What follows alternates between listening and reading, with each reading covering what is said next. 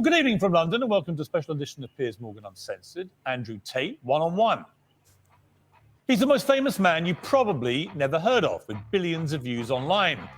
At one point this year, more people were searching Google for Andrew Tate than Donald Trump or Kim Kardashian. Former professional kickboxer, he was kicked off Big Brother in 2016 after a video emerged of him striking a woman, what they now both claim was a consensual sex game. He's since made millions as a pornographer and casino owner in Romania, but it's his online videos that have made him notorious across the world, posing as a playboy with fast cars, cigars, weapons and cash.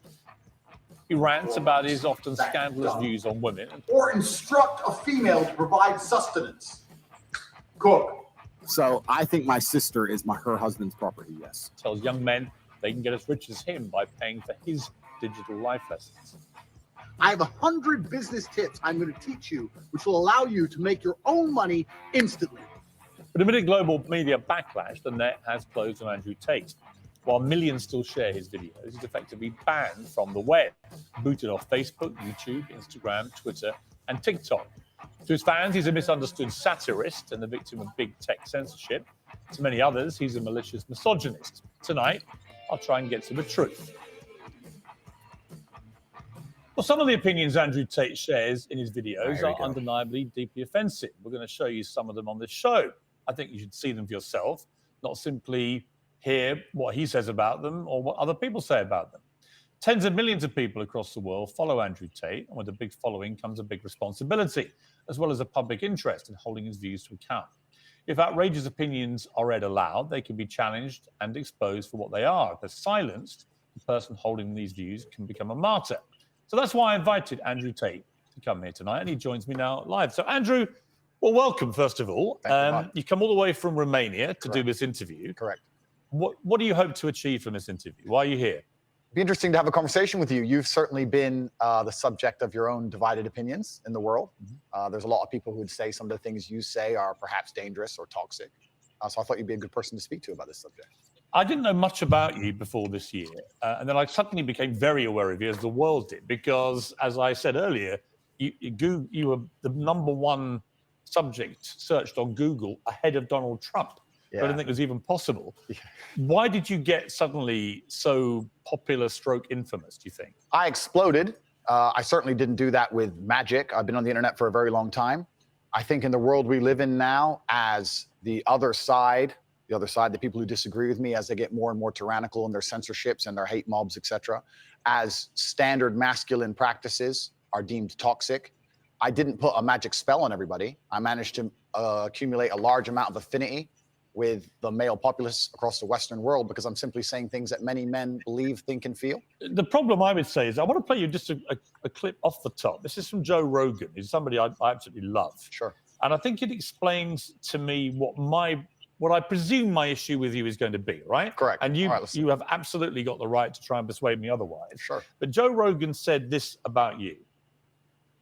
My 12-year-old and my 14-year-old asked me about Andrew Tate. And my 14-year-old asked me, I said, he's a legit world champion kickboxer. I go, I like him a lot. Why do you like him? And I was asking him. And they said he says a lot of funny stuff on Twitter and TikTok. He f***ed up with the misogynist stuff. Yes. Because if he didn't do that, if he just did the pro-male stuff. So I thought that was interesting because when I've gone over everything that's been at the center of the debate about Andrew Tate, I come down with Joe Rogan in the sense that there's a lot of stuff you say I agree with. You know, I've got 3 sons in their 20s. It's not easy, actually, being a young male in the modern world. And I think a lot of the things that you say about that can resonate with them. The problem comes with the, I don't know, 10, 20% or whatever of your output, which on the face of it appears to be blatant misogyny. And when you couple that with your massive influence and huge reach, that is why the social media companies have decided to effectively cancel you. I don't believe in cancellation.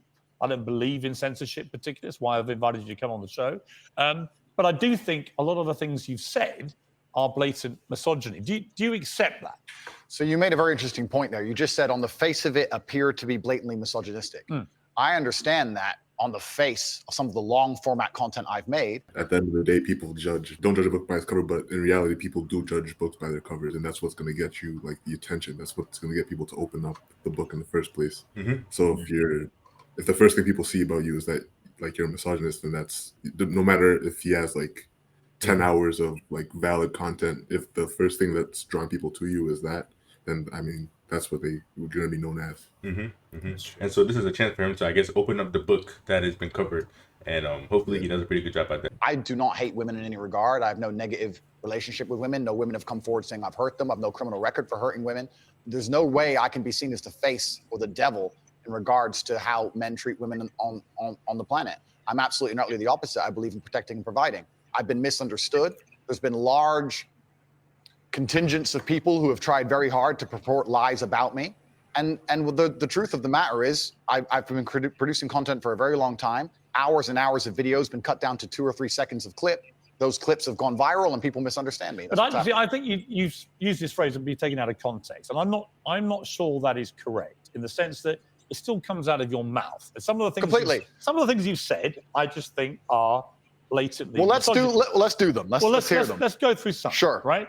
So you said this about Me Too / rape. This is probably 40% of the reason I moved to Romania. In Eastern Europe, none of this garbage flies. You go to the police and say he raped me back in 1988. They'll say, well, you should have done something about it back then.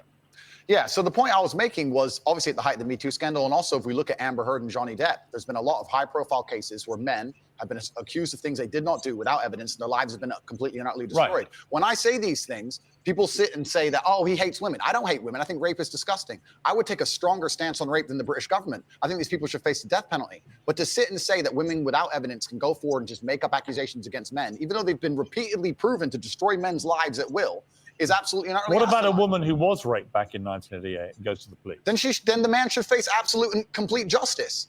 But you understand that when that clip appears on TikTok as a clip, and all right, completely. Okay, but it's still something that came out of your mouth. Do you accept that when that appears on TikTok, a lot of young, maybe not as smart as you, young men, right, impressionable teenagers, will read that and go, what's he saying here? Is he saying that rape doesn't exist? No, I completely. I'm not going to sit here as a professional and say that I can't be taken out of context. What I will say is that one small sentence you've taken was from a 1-hour video where I explained that, of course, rape is disgusting. Of course, everybody should be punished for their crimes regardless of when they happen. But people are not perfect, male and female. And if you give women the opportunity to destroy men's lives without evidence, there's going to be a contingent of women who will do that. I'm trying to make a balanced and nuanced argument in a world where people have no attention span. They're going to take a few seconds, put it online, decide someone's good or bad, not be interested in the longer format video. And here I am. No, I'm certainly a person who takes personal responsibility. That's who I am as a person. But we live in a world now with TikTok videos 5 or 6 seconds long. There's no content. Do you think women are the Pause that problem? real quick. I think honestly, I think that's why we do these longer videos, because like even though it's easier to clickbait on TikTok and get a lot of views, millions and millions of views, this one it's it's harder to get views because most people have to you have to retain your attention for long enough so that they can actually understand something and be knowledgeable. Whereas with TikTok, I feel like it incentivizes people to be not so caring about the truth because they want attention. We're living in an era where attention is the money. His attention comes with all the different negatives, which includes not being able to see the whole picture. With attention, you need to sacrifice something, and that is the context in this situation. That's also how he's growing too. Exactly. Do you think women are the property of men? No. The point I was making. Why have you said they are? Because I made a religious point. I said that when a man marries a woman, the woman's father walks her down the aisle, and hands her away to the man. Traditionally, this is what it says in the Bible. I'm a religious person. I believe in God. I live in the most religious country in the world. So you do think that the woman becomes the man? I think she takes his last name. I mean, let's watch the clip that you said about this so that we can get it in context. So I think my sister is her husband's property, yes. When a bride is walking down the aisle to marry the groom, the father walks next to her and gives her away. True or false? Absolutely. But I've been married twice, as it turns out, and on both occasions, I didn't believe that the woman was being handed to me as chattel, as property. Perhaps the way the reason I'm asked that question repeatedly, and I'm asked in a loaded way. So would you rephrase what you said there? Now, that's an interesting point about phrasing.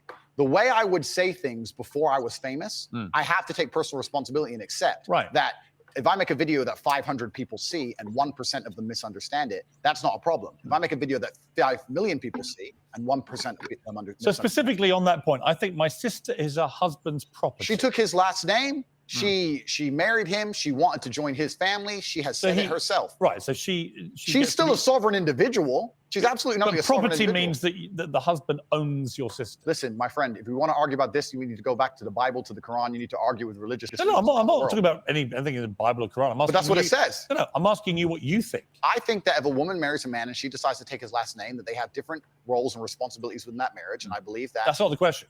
I believe the father. I am. The father hands her. Don't behave like a politician. The father hands her to the man. Right, but don't be a politician, because I think you're a straight talker, Sure. right? You keep telling me you're a straight talker. I think my sister is her husband's property. Do you regret saying it like that? I understand that with my newfound fame, perhaps it could be phrased differently. However, I still believe that a woman is given to the man in marriage. That's what I believe. Yeah, but not as property. No, the property is the word that other people use when they ask me the question. But as an equal partner in a loving union. That's what marriage actually means. It doesn't mean that when you get married, the woman is given to you as a bit of... But hold on. I'm sorry, but people need to understand that just because there's hierarchies does not mean that somebody can be equal to another person. And just think about the Christian sense, in the Jesus and God sense. If you believe in the Holy Trinity, you know that God and the Father, the Son, and the Holy Spirit, they're all equal. They're all equal, but even in that, the Father is higher up in the hierarchy than the Son, Jesus Christ. They're equal. They're still equal, but there's still roles in even in the spiritual lens. There's still roles in which somebody has a higher, I guess, position in terms of hierarchies. That is just like the status. It's just the role. You still need somebody that has a certain role, but it doesn't mean that they can't be equal in the same sense. You feel me? So people would take that whole thing of like husband and wife, and they see that, if the husband has any way, shape, or form is elevated above the wife, then that means that you're not equal. But no, it's just a role, bro. It has nothing to do with power, influence, or any impact on the family structure or household. The one who is chosen to take the lead would be the one who is like most fit for that. Exactly. And it's because that's the role that they play. It doesn't mean that they're more important. It just means that they fit that role better than somebody else, whereas that somebody else fits another role better than that person. It's literally just about roles. It's a clear difference between roles and power, and people misunderstand that when they talk about inequality. I think Piers Morgan is trying to like differentiate between who should default into that position of like leadership within like the family, and he is trying to like battle against what he assumes the masses think Andrew Tate's perspective on this is, which is like the man should default into that instead of just like a proper like elective role. You know what I mean? Like because like the argument is like like if a woman gets married to a man, then she becomes like the property. Property is like equivocal to like like slavery or like something like super slavery. Bad. Yeah, exactly. But I mean, all right, okay. I would admit that maybe property isn't the word you want to use. The last name thing, that doesn't mean that she's like property. That just means she's joining the family. All right, Joe. What are your thoughts about this? Is Andrew Tate a misogynist? Give us your thoughts in the comment section. If you enjoyed, show some love, hit the like, subscribe. Catch you on the next one. Peace.